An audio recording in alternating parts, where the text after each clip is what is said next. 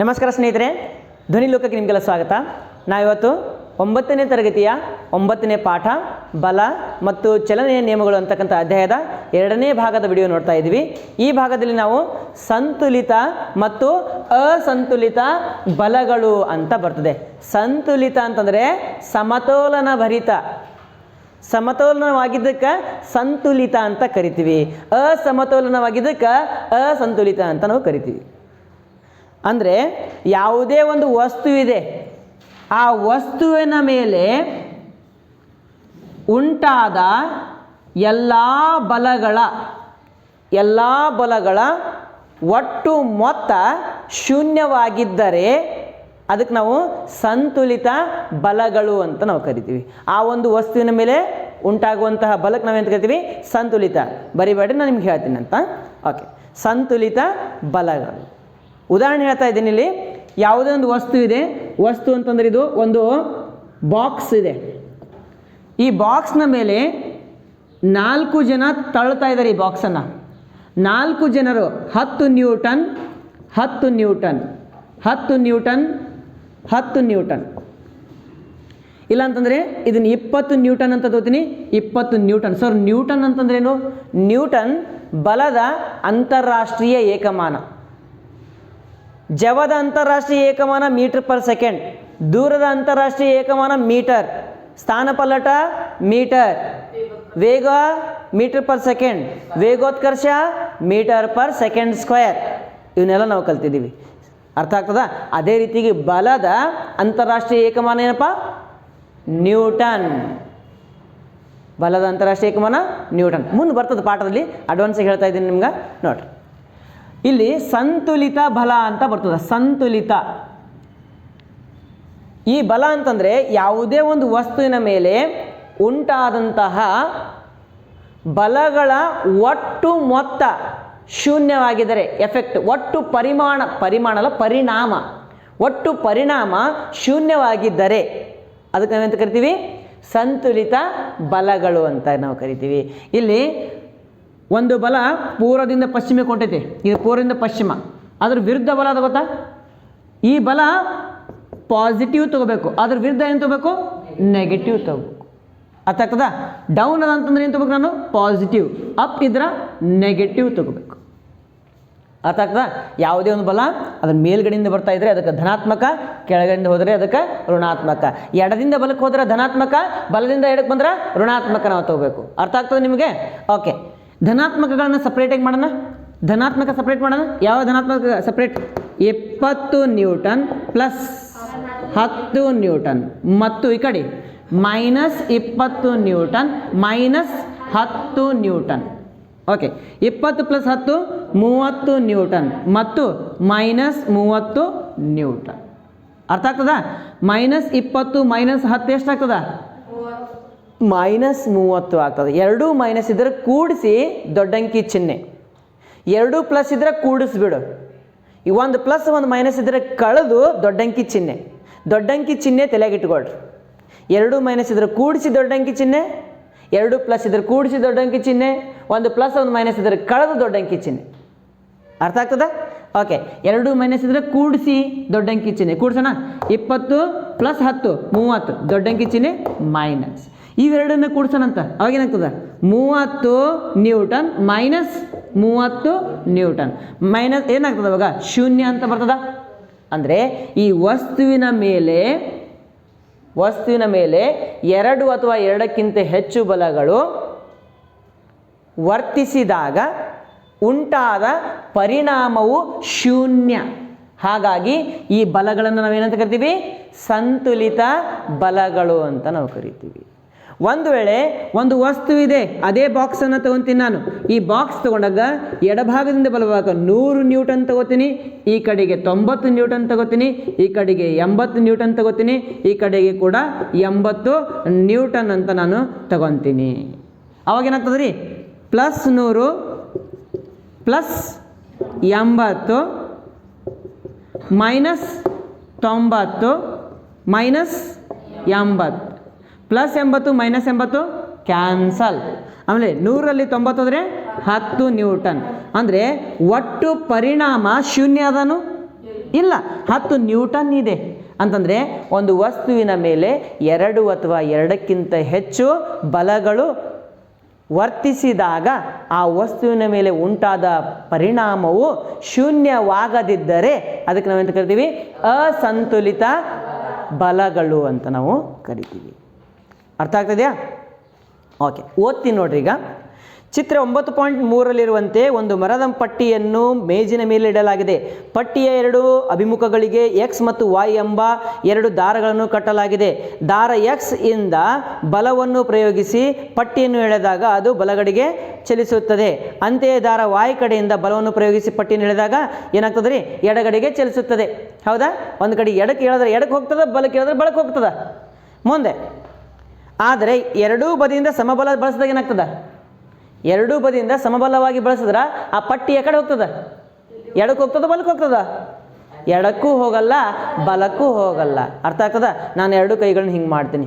ನೀನು ಬಲಗೈ ನಾನು ಎಳೆದೆ ಅಂತಂದ್ರೆ ಬಲಕ್ಕೆ ಹೋಗ್ತೀನಿ, ಎಡಗೈ ಎಳೆದ್ರೆ ಎಡಕ್ಕೆ ಹೋಗ್ತೀನಿ. ಈಗ ಒಂದೇ ದಪ್ಪ, ಒಂದೇ ಸಮನಾಗಿರ್ತಕ್ಕಂಥ ಇಬ್ಬರು ವ್ಯಕ್ತಿಗಳು ಎಡಭಾಗದಿಂದ ನನಗೆ ಎಳಿತಾರ, ಬಲಭಾಗದಿಂದ ಎಳಿತಾರ. ಇವರು 100 ನ್ಯೂಟನ್ ಹಾಕ್ತಾರೆ ನನ್ನ ದೇಹದ ಮ್ಯಾಗ, ಇವರು 100 ನ್ಯೂಟನ್ ಹಾಕ್ತಾರೆ. ನಾನು ಎಕಡೆ ಹೋಗ್ಬೇಕು? ಅವಾಗ ಇಲ್ಲೇ ನಿಲ್ತೀನಿ ನಾನು. ಅರ್ಥ ಏನು? ನನ್ನ ಮೇಲೆ 10 ಬಲಗಳು ಪ್ರಯೋಗ ಮಾಡ್ತಾ ಇದ್ದಾವೆ, ಆದರೆ ನನಗೆ ಯಾವುದೇ ಅದರಿಂದ ಪರಿಣಾಮ ಆಗ್ತಾ ಇಲ್ಲ. ಪರಿಣಾಮ ಅಂತಂದ್ರೆ ನನ್ನ ದೇಹದಲ್ಲೇ ಚಲನೆ ಉಂಟಾಗಬೇಕು. ಕೈಕಾಲು ನೋವಾಗ್ಬೋದು ಎಳೆದಾಗ, ಆದರೆ ನಾನು ಜೀವಿ ಇದ್ದೀನಿ, ಅದಕ್ಕೆ ನನಗೆ ನೋವಾಗ್ತದೆ. ನಿರ್ಜೀವಿ ಇದ್ರೆ ನೋವಾಗ್ತದೆ ಅದಕ್ಕೆ? ಇಲ್ಲ, ನಿಂತಲೇ ನಿಲ್ತದೆ. ಅರ್ಥ ಆಗ್ತದೆ? ಸಮಬಲವನ್ನು ಬಳಸಿ ಪಟ್ಟಿಯನ್ನು ಎಳೆಯತೊಡಗಿದಾಗ ಅದು ಚಲಿಸುವುದಿಲ್ಲ. ಅಂತಹ ಬಲಗಳನ್ನು ನಾವೇನು ಕರಿತೀವಿ? ಸಂತುಲಿತ ಬಲಗಳು ಎಂದು ಕರೆಯುತ್ತೇವೆ. ಮತ್ತು ಅವು ವಸ್ತುವಿನ ಚಲನ ಸ್ಥಿತಿ ಅಥವಾ ನಿಶ್ಚಲ ಸ್ಥಿತಿಯ ಮೇಲೆ ಯಾವುದೇ ರೀತಿಯ ಪರಿಣಾಮ ಬೀರುವುದಿಲ್ಲ ಅಂತ ಬರ್ತದೆ. ಬರೀರಿ, 2 ಅಥವಾ 2ಕ್ಕಿಂತ ಹೆಚ್ಚು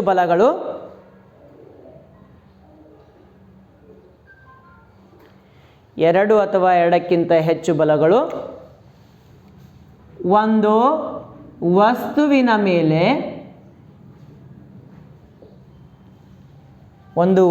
ಮೇಲೆ ವರ್ತಿಸಿದಾಗ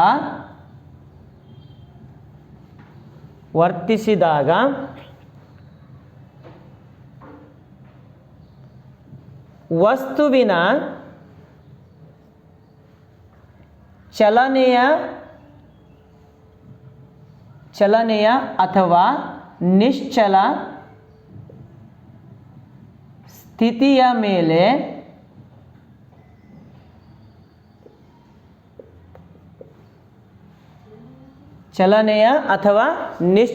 ಸ್ಥಿತಿಯ ಮೇಲೆ ಯಾವುದೇ ಪರಿಣಾಮ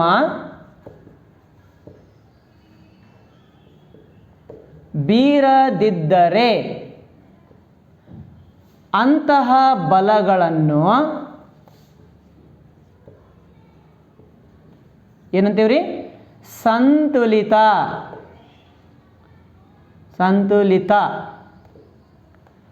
ಬಲಗಳು ಎನ್ನುತ್ತೇವೆ. ಸಂತುಲಿತ ಬಲಗಳು ಎನ್ನುತ್ತೇವೆ. ಅರ್ಥ ಆಗ್ತದ? ಉದಾಹರಣೆ, ವಸ್ತುವೊಂದನ್ನು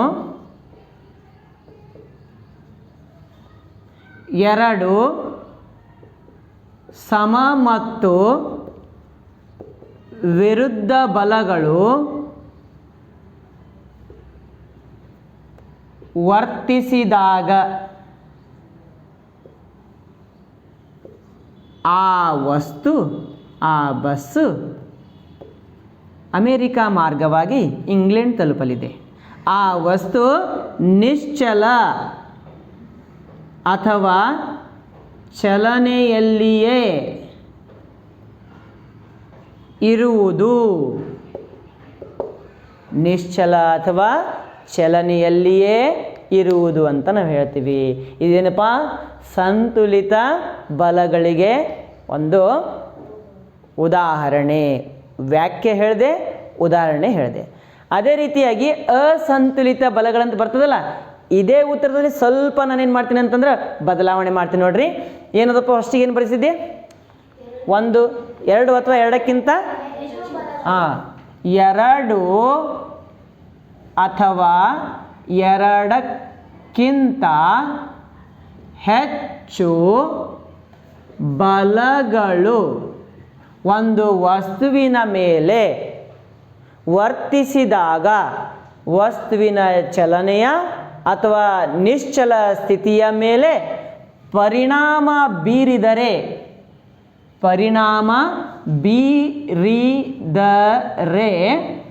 ಅಂತಹ ಬಲಗಳನ್ನು ಅಸಂತುಲಿತ ಬಲಗಳು ಎನ್ನುವರು.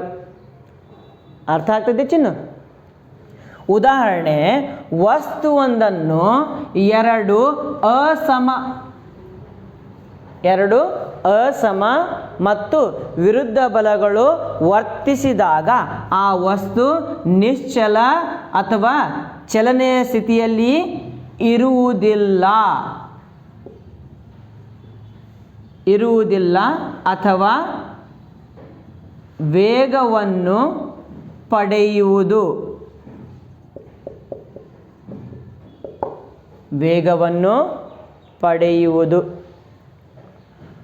ಉದಾಹರಣೆಯಾಗಿ, ಈಗ ಒಂದು ವಸ್ತುವಿದೆ, ಆ ವಸ್ತುವಿನ ಮೇಲೆ ಎರಡೂ ಕಡೆಗೆ 10 ನ್ಯೂಟನ್ ಬಲ ಹಾಕಿದಾಗ ವಸ್ತು ಯಾವ ಕಡೆಗೆ ಹೋಗ್ತದ? ಯಾವ ಕಡೆಗೂ ಹೋಗಂಗಿಲ್ಲ. ಒಂದು ವೇಳೆ ಇದೇನಾಗ್ತದಪ್ಪ? ಸಂತುಲಿತ ಆಗ್ತದ. ಆ ವಸ್ತುವಿನ ಮೇಲೆ ಒಂದು ಕಡೆಗೆ 20 ನ್ಯೂಟನ್ ಬಲ ಹಾಕ್ತೀನಿ, ಒಂದು ಕಡೆ 10 ನ್ಯೂಟನ್ ಬಲ ಹಾಕ್ತೀನಿ. ಅವಾಗ ಏನಾಗ್ತದೆ? ಆ ವಸ್ತು ವಿರುದ್ಧ ಇರಬೇಕಾ? ಸಮ ಮತ್ತು ವಿರುದ್ಧ ಬಲಗಳಿದ್ದಾಗ ಆ ವಸ್ತು ಏನಾಗ್ತದೆ ಅಂತಂದ್ರೆ, ಎಲ್ಲಿ ಯಾವ ನ್ಯೂಟನ್ ಹೆಚ್ಚಿಗೆ ಇರ್ತದಲ್ಲ ಆ ಕಡೆಗೆ ಏನಾಗ್ತದೆ ಅಂತಂದ್ರೆ ವಸ್ತು ಚಲಿಸ್ತಾ ಹೋಗ್ತದೆ. ಅರ್ಥ ಆಗ್ತದ? ಬಲದ ಕಡೆಗೆ ಚಲಿಸ್ತಾ ಹೋಗ್ತದೆ. ಇದಕ್ಕೆ ನಾವೆಂತ ಕರಿತೀವಿ? ಅಸಂತುಲಿತ ಬಲಗಳು ಎಂದು ಕರೆಯುತ್ತೇವೆ. ಈಗ ಎರಡು ಅಸಮ ಬಲವನ್ನು ಬಳಸಿ ಪಟ್ಟಿಯನ್ನು ಎರಡೂ ಬದಿಗಳಲ್ಲಿನ ದಾರದ ಮೂಲಕ ಎಳೆದೆವು ಎಂದಿಟ್ಟುಕೊಳ್ಳೋಣ. ಈ ಸಂದರ್ಭದಲ್ಲಿ ಪಟ್ಟಿಯು ಯಾವ ಬದಿಯಿಂದ ಹೆಚ್ಚು ಬಲ ಪ್ರಯೋಗವಾಗುತ್ತದೆಯೋ ಆ ದಿಕ್ಕಿನಲ್ಲಿ ಏನಾಗ್ತದಪ್ಪ? ಅದು ಚಲಿಸ್ತಾ ಇರ್ತದೆ. ಹೇಳಿದಿನಿಲ್ಲ, ಯಾವ ಬದಿಯಿಂದ ಹೆಚ್ಚು ಬಲ ಪ್ರಯೋಗವಾಗುತ್ತದೆಯೋ ಅದೇ ದಿಕ್ಕಿನಲ್ಲಿ ವಸ್ತು ಏನಾಗ್ತದೆ? ಚಲಿಸುತ್ತಾ ಹೋಗುತ್ತದೆ. ನಿಮಗೆ ಕಾಣ್ತಾ ಇದೆ, ಇಲ್ಲಿ ಕಂಡಿದ್ದವರಿಗೆ ಅಷ್ಟೇ ಕಾಣ್ತದೆ. ಮುಂದೆ, ಈಗ ಈ ಎರಡೂ ಬಲಗಳು ಸಂತುಲಿತವಾಗಿಲ್ಲ ಮತ್ತು ಅಸಂತುಲಿತ ಬಲ ಪಟ್ಟಿಯ ಚಲನೆಯ ದಿಕ್ಕಿನಲ್ಲಿ ಪ್ರಯೋಗವಾಗಿದೆ ಎಂದರ್ಥ. ಅಸಂತುಲಿತ ಬಲ ಏನಪ್ಪ ಅಂತಂದ್ರೆ, ಅಸಂತುಲಿತ ಬಲ ಯಾವುದು? ಈ ಚಲನೆಯ ದಿಕ್ಕಿನೊಳಗೆ ಏನಾಗೈತೆ ಅಂತಂದ್ರೆ ಅದು ಪರಿಣಾಮವನ್ನು ಬೀರಿದೆ ಅಂತ ನಾವು ಹೇಳಬಹುದು. ಅಂದರೆ ವಸ್ತುಗಳು ಚಲಿಸುವಂತೆ ಮಾಡಲು ಅಸಂತುಲಿತ ಬಲಗಳು ಬೇಕೇ ಬೇಕು. ಹೌದನಿಲ್ಲ? ಒಂದು ವಸ್ತು ಚಲಿಸ್ಬೇಕಂತ ತಿಳ್ಕೊ ಮಕ್ಕಳೇ. ಒಂದು ವಸ್ತು ಇದೆ, ಈ ವಸ್ತು ಚಲಿಸ್ಬೇಕಂತಂದ್ರೆ ಅಸಂತುಲಿತ ಬಲಗಳು ಬೇಕೇ ಬೇಕು. ಉದಾಹರಣೆಗೆ, ಒಂದು ಟೇಬಲ್ ಇದೆ, ಟೇಬಲ್ ಮೇಲೆ ಒಂದು ವಸ್ತು ಸುಮ್ಮ ಕುಂತೈತಿ. ಆ ವಸ್ತುವನ್ನು ನೀನು ಯಾವಾಗ ತಳ್ತೀಯೋ ಆ ವಸ್ತು ಏನಾಗ್ತದ? ತಳ್ಳಿದಂತಹ ದಿಕ್ಕಿನೊಳಗೆ ಹೋಗ್ತದ. ಒಂದು ವೇಳೆ ಆ ವಸ್ತು 100 kg ಇದ್ದದ ಅಂತ ತಿಳ್ಕೊ, ಅವಾಗ ನೀ ತಳ್ತೀನಿ, ನೀ ಒಬ್ಬನೇ ಮುಂದಕ್ಕೆ ಹೋಗ್ತದನು? 100 kg ನೀನು ತಳ್ಳಕ್ಕಾಗ್ತದನು? 100 kg ತಳ್ಳಾಕ ನಿನಗೆ ಆಗೋದಿಲ್ಲ. ಅಂದ್ರೆ ನೀನು ಬಲ ಪ್ರಯೋಗ ಮಾಡಾಕತ್ತಿಲ್ಲ. ಬಲ ಪ್ರಯೋಗ ಮಾಡಿದ್ರು ಕೂಡ ಅದು ಮುಂದಕ್ಕೆ ಹೋಗಲಿಲ್ಲ. ಯಾಕೆ? ರಾಶಿ ಹೆಚ್ಚಿಗಿದೆ, ಜಡತ್ವ ಹೆಚ್ಚಿಗಿದೆ ಅದರದ್ದು. ಅದು ಮುಂದೆ ಬರ್ತದೆ. ಜಡತ್ವ ಅಂತಂದ್ರೆ ಏನು? ರಾಶಿ ಹೆಚ್ಚಿಗಿದೆ, ಜಡತ್ವ ಹೆಚ್ಚಿಗಿದೆ. ಅಲ್ಲಿ ಏನಪ್ಪ ಅಂತಂದ್ರೆ ಫ್ರಿಕ್ಷನ್ ಅಂತ ನಾವು ಕರಿತೀವಲ್ಲ, ಘರ್ಷಣೆಯ ಪ್ರಮಾಣ ಅಧಿಕವಾಗಿದೆ. ಆ ಘರ್ಷಣೆಯನ್ನು ದಾಟಿ ಕೊಡುವಂತಹ ಶಕ್ತಿ ನಮಗಿಲ್ಲ. ಅರ್ಥ ಆಗ್ತದೆಯಾ? ಆ ವಸ್ತುವಿನ ಘರ್ಷಣೆ ಅಥವಾ ಜಡತ್ವವನ್ನು ದಾಟಿ ಶಕ್ತಿ ನಮಗೆ ಕೊಡೋಕ್ಕೆ ಆಗಂಗಿಲ್ಲ. ಓಕೆ, F = m × a ಅಂತ ಬರ್ತದೆ. ಮುಂದೆ ಬರ್ತದೆ ನೋಡ್ಕೊತ ಹೋಗೋಣ. Mass into acceleration. ಮಾಸ್ ಹೆಚ್ಚಿಗೆ ಆದರೆ ಫೋರ್ಸ್ ನಾವು ಹೆಚ್ಚಿಗೆ ಹಾಕ್ಕೊಂತ ಹೋಗ್ಬೇಕಾಗ್ತದೆ. ಅಂದರೆ ಮಾಸ್ ಅಂದ್ರೆ ಏನು? ತೂಕ ಹೆಚ್ಚಿಗೆ ಆಯ್ತು ಅಂತ ತಿಳ್ಕೊಳ್ರಿ, ನಾವು ಶಕ್ತಿಯನ್ನು ಕೂಡ ಹೆಚ್ಚಿಗೆ ಕೊಡ್ಕೊತ ಹೋಗ್ಬೇಕು. ಇಲ್ಲಾಂದ್ರೆ ಅಲ್ಲಿ ಏನಾಗಂಗಿಲ್ಲ, ಶಕ್ತಿ ಪ್ರಯೋಗ ಮಾಡಿದ್ದು ಕೂಡ ವ್ಯರ್ಥ ಆಗಿಬಿಡ್ತದೆ. ಮುಂದೆ, ಅಂದರೆ ವಸ್ತುಗಳು ಚಲಿಸುವಂತೆ ಮಾಡಲು ಏನು ಬೇಕಪ್ಪ? ಈಗ ಅಸಂತುಲಿತ ಬಲವು ಅದರ ಮೇಲೆ ಪ್ರಯೋಗವಾಗಬೇಕು ಎಂದು ಅರ್ಥ. ಹೌದಿಲ್ಲ? ಯಾವುದೇ ಒಂದು ವಸ್ತು ಇದೆ, ಆ ವಸ್ತುವಿನ ಮೇಲೆ ಏನು ಬೇಕಪ್ಪ? ಅಸಂತುಲಿತ ಬಲಗಳೇ ಬೇಕು. ಸಂತುಲಿತ ಬಲ ಇದ್ದಾಗ ವಸ್ತು ಚಲಿಸ್ತದನು? ಇಲ್ಲ. ನಾನು ಹಿಂಗೆ ಕೂತಿದ್ದೀನಿ, ಈ ಕಡೆ 100 ನ್ಯೂಟನ್, ಈ ಕಡೆ 100 ನ್ಯೂಟನ್ ಒತ್ತಾಕತ್ತಾರೆ ಇಬ್ಬರು ಒಂದೇ ಕಡೆ. ನನಗೆ ನಾ ಯಾಕಡೆ ಹೋಗಲಿ? ಹಿಂಗೆ ಹೋಗೋಕ್ಕಾಗಲ್ಲ, ಹಿಂಗೆ ಹೋಗೋಕ್ಕೆ. ಹೌದೇನಿಲ್ಲ? ನಿಂತಲ್ಲಿ ನಿಂದಿರ್ಬೇಕಾಗ್ತದೆ. ಅಂದರೆ ನಾನು ಚಲಿಸ್ಬೇಕಂದ್ರೆ ಇವ 200 ನ್ಯೂಟನ್ ಕೊಡಬೇಕು, ಇವ್ 100 ನ್ಯೂಟನ್ ಕೊಡಬೇಕು. ನಾನು ಯಾಕಡೆ ಹೋಗ್ತೇನೆ? ಅವಾಗ ಈ ಕಡೆ ಹೋಗ್ತೀನಿ. ಅಂದ್ರೆ ಅಸಂತುಲಿತ ಬಲದ ಒಟ್ಟು ಪರಿಣಾಮ ನನ್ನ ಚಲನೆಯ ದಿಕ್ಕಿನ ಕಡೆಗೆ ಇರುತ್ತದೆ. ನಾನು ಈ ಕಡೆ ಚಲಿಸಿದ್ರೆ ಈ ಕಡೆ ದಿಕ್ಕಿಗೆ ಇರ್ತದೆ, ಈ ಕಡೆ ಚಲಿಸಿದ್ರೆ ಈ ಕಡೆ ದಿಕ್ಕಿಗೆ ಇರ್ತದೆ. ಅರ್ಥ ಆಗ್ತದೆಯಾ? ಮುಂದೆ ಮಕ್ಕಳೇ, ಇಲ್ಲಿ ಚಿತ್ರ ಕೊಟ್ಟಿದ್ದಾರೆ 9.4 9.4 ಹೌದಿಲ್ಲ? 9.4 9.4 ಅರ್ಧ ಕನ್ನಡ ಅರ್ಧ ಇಂಗ್ಲೀಷ್. ಒರಟು ನೆಲದ ಮೇಲೆ ಇರುವ ಪೆಟ್ಟಿಗೆಯನ್ನು ಕೆಲವು ಮಕ್ಕಳು ತಳ್ಳತೊಡಗಿದಾಗ ಏನಾಗುತ್ತದೆ? ಅವರು ಅಲ್ಪ ಬಲವನ್ನು ಬಳಸಿ ಪಟ್ಟಿಯನ್ನು ಎಳೆದಾಗ ಅದು ಚಲಿಸುವುದಿಲ್ಲ, ಏಕೆಂದರೆ ತಳ್ಳುವಿಕೆಯ ವಿರುದ್ಧ ದಿಕ್ಕಿನಲ್ಲಿ ಘರ್ಷಣಾ ಬಲವು ಉತ್ಪತ್ತಿಯಾಗುತ್ತದೆ. ಇನ್ನು ಹೇಳಿಲ್ಲ 100 kg ಅಂತೇಳಿ ಹೇಳಿಲ್ಲ. ಈಗ ಒಂದು ರಟ್ ಬಾಕ್ಸ್ ಅದ, ರಟ್ ಬಾಕ್ಸ್. ಆ ರಟ್ ಬಾಕ್ಸನ್ನು ನುಣುಪಾದ ಮೇಲ್ಮೈ ಇಲ್ಲ, ಒರಟಾದ ಮೇಲ್ಮೈ ಇದೆ. ಅದ್ರ ಮೇಲೆ ತಳ್ಕೊತ ಹೋದಾಗ ಶಕ್ತಿ ಜಾಸ್ತಿ ಬೇಕೋ, ನುಣುಪಾದ ಮೇಲ್ಮೈಯಲ್ಲಿ ತಳ್ಕೊತ ಹೋದಾಗ ಜಾಸ್ತಿ ಬೇಕೋ? ಒರಟಾದ ಮೇಲ್ಮೈಯಲ್ಲಿ ತಳ್ಳಿದಾಗ ಏನು ಬೇಕು? ಶಕ್ತಿ ಜಾಸ್ತಿ ಬೇಕು. ಯಾಕೆ ಜಾಸ್ತಿ ಬೇಕು? ಕಚ್ಚ ಅಲ್ಲ, ಒರಟಾದ ಮೇಲ್ಮೈ ಮೇಲೆ ಅಡೆತಡೆಗಳು ಜಾಸ್ತಿ ಇರ್ತವೆ. ಅಡೆತಡೆಗಳು ಒರಟಾದ ಮೇಲ್ಮೈ ಅಂದರೆ ಅಡೆತಡೆಗಳು ಇರ್ತವೆ ಗೊತ್ತಾ? ಸಣ್ಣ ಸಣ್ಣ ಸಣ್ಣ ಸಣ್ಣ ಸೂಕ್ಷ್ಮದರ್ಶಕದಾಗ ನೋಡಿದ್ರೆ ಹಿಂಗೆ ಅಡೆತಡೆಗಳು ಜಾಸ್ತಿ ಇರ್ತವೆ. ಅದೇ ನುಣುಪಾದ ಮೇಲ್ಮೈ ಹೆಂಗಿರ್ತದ? ನುಣುಪಾಗಿ ಇರ್ತದೆ, ಹಂಗೆ ಸ್ಮೂತಾಗಿ ಜಾರ್ಕೊಂತ ಹೋಗ್ಬಿಡ್ತದೆ. ಗಾಜು ಅಂತ ನಾವು ಹೇಳ್ಬೋದು. ಗಾಜು ನುಣುಪಾದ ಮೇಲ್ಮೈ ಹೊಂದಿದೆ. ಅದೇ ರೀತಿ ನಾವು ಯಾವುದಾದ್ರು ಒಂದು ಕಲ್ಲು ತೊಗೊಂಡಿವಿ ತಿಳ್ಕೊ, ಪಾಲಿಶ್ ಮಾಡಿದಲ್ಲ, ನಾರ್ಮಲಿ ಸಿಗ್ತಲ್ಲ ಕಲ್ಲುಗಳು ಹೊರಗಿನ. ಆ ಕಲ್ಲು ತೊಗೊಂಡು ಅದ್ರ ಮೇಲೆ ಏನಿರ್ತಪ್ಪ? ನುಣುಪಾದ ಮೇಲ್ಮೈ ಇರ್ತದೆ? ಇಲ್ಲ, ಒರಟಾದ ಮೇಲ್ಮೈ ಇರ್ತದೆ. ಒರಟಾದ ಮೇಲ್ಮೈ ಇದ್ದರೆ ಘರ್ಷಣೆ ಜಾಸ್ತಿ ಇದ್ದರೆ ಬಲ ಜಾಸ್ತಿ ಕೊಡಬೇಕಾಗ್ತದೆ ನಾವು. ಅದನ್ನು ಹೇಳ್ತಾ ಇದ್ರು. ಈ ಘರ್ಷಣಾ ಬಲವು ಪರಸ್ಪರ ಸಂಪರ್ಕದಲ್ಲಿರುವ ಎರಡು ಮೇಲ್ಮೈಗಳ ನಡುವೆ ಉಂಟಾಗುತ್ತದೆ. ಘರ್ಷಣಾ ಬಲ ಅಂದ್ರೆ ಏನಪ್ಪ?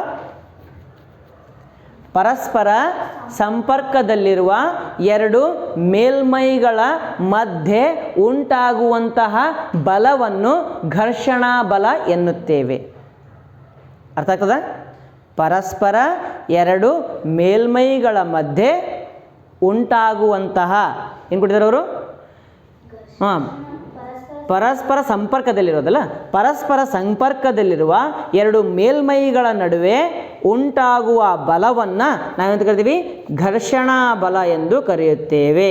ಮತ್ತು ಈ ಉದಾಹರಣೆಯಲ್ಲಿ ಇದು ಪೆಟ್ಟಿಗೆಯ ತಳ ಮೇಲ್ಮೈ ಮತ್ತು ಒರಟಾದ ನೆಲದ ನಡುವೆ ಇರುತ್ತದೆ ಅಂತ ನಾವು ಹೇಳ್ತೀವಿ. ಅಂದರೆ ಇದು ನೋಡ್ರಿ, ಬಾಕ್ಸ್ ಇದೆ, ಇದು ನೆಲ ಹೆಂಗದಪ್ಪ? ಇಲ್ಲಿ ಒರಟಾದ ನೆಲ ಅದ. ಈ ಒರಟಾದ ನೆಲ ಮತ್ತು ಬಾಕ್ಸ್ನ ಮಧ್ಯಭಾಗದಾಗ ಏನಿರ್ತದೆ? ಇಲ್ಲಿ ಘರ್ಷಣಾ ಬಲ ಯಾವಾಗಲೂ ಚಲನೆಯ ವಿರುದ್ಧ ದಿಕ್ಕಿನಲ್ಲಿರುತ್ತದೆ. ಘರ್ಷಣಾ ಬಲ ಯಾವಾಗಲೂ ಚಲನೆಯ ವಿರುದ್ಧ ದಿಕ್ಕಿನಲ್ಲಿರುತ್ತದೆ. ಅಂದರೆ ನೀನು ಹಿಂಗೆ ಚಲಿಸ್ಬೇಕಂತ ಮಾಡತ್ತಿದ್ದಿ, ಘರ್ಷಣೆ ಉಲ್ಟಾ ಇರ್ತದ. ನೀ ಹಿಂಗೆ ಓಡ್ಬೇಕಂತ ಮಾಡ್ತಿದ್ದಿ, ಹಿಂದೊಬ್ಬ ಎಳಿತಾನೆ ನಿನಗೆ. ಎಳೆಯವರು ನಿನ್ನ ಓಡುವ ದಿಕ್ಕಿನೊಳಗೆ ಎಳಿತಾರನವರು, ಎಳೆದ್ರೆ ಇನ್ನೂ ಫಾಸ್ಟ್ ಹೋಗ್ತಿ, ಹೌದಿಲ್ಲ? ನೀನು ಓಡುವ ದಿಕ್ಕಿನ ವಿರುದ್ಧ ದಿಕ್ಕಿನಲ್ಲಿ ಅವರು ಎಳಿತಾ ಇರ್ತಾರೆ. ಆ ಎಳೆಯುವಂಥ ವಿರುದ್ಧ ದಿಕ್ಕಿನ ಎಳೆಯುವಂಥ ಬಲ ಯಾವುದು? ಘರ್ಷಣಾ ಬಲ. ಅರ್ಥ ಆಯ್ತಾ? ಹಾಗಾಗಿನೇ ಒಂದು ಚೆಂಡು ಮರಳಿನ ದಿಬ್ಬದ ಮೇಲೆ ನಾವು ಬಿಟ್ಟು ತಿಳ್ಕೊ, ಚೆಂಡು ಏನಾಗಿಲ್ಲ, ಭಾಳ ದೂರ ಹೋಗಂಗಿಲ್ಲ. ಅದೇ ನಾವು ಚೆಂಡನ್ನು ಒಂದು ಗಾಜಿನ ರೋಡಿನ ಮೇಲೆ ಹಾಕೋದಂತ ತಿಳ್ಕೊ, ಅದು ಭಾಳ ದೂರ ಹೋಗ್ತದೆ. ನೀ ಸ್ವಲ್ಪ ಶಕ್ತಿ ಕೊಟ್ಟರು ಕೂಡ ಇಷ್ಟೇ ಉರುಳಿಸ್ತೀನಿ ನಾನು, ಗುಳು ಉಳ್ಕೊಂತ ಹೋಗ್ಬಿಡ್ತದ. ಎದ್ರ ಮ್ಯಾಗ? ಗಾಜಿನ ಮ್ಯಾಗ. ಅದೇ ರೇತ್ ಅಂತ ಏನಪ್ಪ? ಮರಳಿನ ಮ್ಯಾಗ ಇಷ್ಟೇ ಬಿಡ್ತೀಯ, ಅದೇನಾಗ್ತದೆ? ಹಿಂಗೆ ಹೋಗಿ ಹಿಂಗೆ ನಿಂತ್ಬಿಡ್ತದೆ, ಹೌದಿಲ್ಲ? ಅದೇ ಏನಪ್ಪ? ಗಾಜಿನ ಮ್ಯಾಗಿದ್ರೆ ಹಿಂಗೆ ಹೋಗಿ ಹಿಂಗೆ ಹೋಗ್ತದೆ ಹಿಂಗೆ ಸ್ಲೋ ಆಗಿ ಲಾಸ್ಟ್ ಹಿಂಗೆ ನಿಂದಿರ್ತದೆ, ಭಾಳ ದೂರ ಹೋಗ್ತದೆ. ಅರ್ಥಾಯ್ತಾ? ಘರ್ಷಣಾ ಬಲ ಅಲ್ಲಿ ಕಡಿಮೆ, ಘರ್ಷಣಾ ಬಲ ಜಾಸ್ತಿ. ಅರ್ಥಾಯ್ತಾ? ಈ ಘರ್ಷಣೆಯನ್ನು ನಾವು ಕಡಿಮೆ ಮಾಡ್ಬೇಕಂತ ಹೇಳಿಕೆ ಯಾವಾಗಲೂ ಬೈಕು ಗಾಲಿಗಳು ಇರ್ತಾವಲ್ಲ, ಅದಕ್ಕೇನಾಗ್ತಾರೆ? ಎಣ್ಣೆ ಹಾಕ್ತಾರೆ, ಗ್ರೀಸ್ ಹಾಕ್ತಾರೆ. ಯಾಕೆ ಹಾಕ್ತಾರೆ? ಘರ್ಷಣೆ ಜಾಸ್ತಿ ಆಗಬಾರ್ದು. ಅರ್ಥ ಆಯ್ತಾ? ಒಂದು ಫ್ಯಾನ್ ಇದೆ, ತಿರುಗ್ತಾ ಇದೆ, ಚುಂಕ್ ಸೌಂಡ್ ಬರ್ತೈತೆ ಅದು ಮ್ಯಾಕ್. ಅದಕ್ಕೇನು ಮಾಡ್ಬೇಕು? ನೀನು ಎಲ್ಲಿ ಶಬ್ದ ಬರ್ತದಲ್ಲ ಅಲ್ಲಿ ಒಂದೆರಡು ಹನಿ ನೀನು ಎಣ್ಣೆಯನ್ನು ಹಾಕಿದ್ವಿ, ಆಯಿಲ್ ಹಾಕಿದ್ವಿ ಅಂತಂದ್ರೆ, ಗ್ರೀಸ್ ಹಚ್ಚಿದೆ ಅಂತಂದ್ರೆ ಅದೇನಾಗ್ತದೆ? ಮತ್ತೆ ಶಬ್ದ ಮಾಡ್ದಂಗೆ ತನ್ನ ಕಾರ್ಯವನ್ನು ತಾನು ಮಾಡ್ತಾ ಇರ್ತದೆ. ಘರ್ಷಣೆ ಜಾಸ್ತಿ ಆದಲ್ಲಿ ಅಲ್ಲಿ ಶಬ್ದ ಬರ್ತಾ ಇರ್ತದೆ. ಅರ್ಥ ಆಯ್ತಾ? ಓಕೆ, ಮುಂದೆ ಹಂಗಂತೇಳಿ ಯಾರೊಬ್ಬರು ಹಿಂಗೆ ಹೊಡ್ತಿರ್ತಾರೆ, ಏನಂತಾರೆ ಇದಕ್ಕೆ? ಗೊರಕೆ ಹೊಡ್ತಿರ್ತಾರೆ. ಘರ್ಷಣೆ ಜಾಸ್ತಿ ಆಗತ್ತೈತಿ, ಮೂಗ್ನಾಗ ಎಣ್ಣೆ ಹಾಕಂಗಿದ್ದು ಹೋಗಿ. ನಮ್ಮ ಸರ್ ಹೇಳಿದಾರ, ಪಪ್ಪ ನಿಮ್ಮ ಅನ್ಕೊ, ನಿನ್ನ ಮೂಗ್ನಾಗ ಏನು ಹಾಕ್ತೀನಿ? ಕೊಬ್ಬರಿ ಎಣ್ಣೆ ಹಾಕ್ತೀನಿ, ಇಲ್ಲ ಒಳ್ಳೆಣ್ಣೆ ಹಾಕ್ತೀನಿ ಅಂತ ಹೇಳಿ ಹಾಕಿ ಮತ್ತು ನಾಗವೇಣಿ.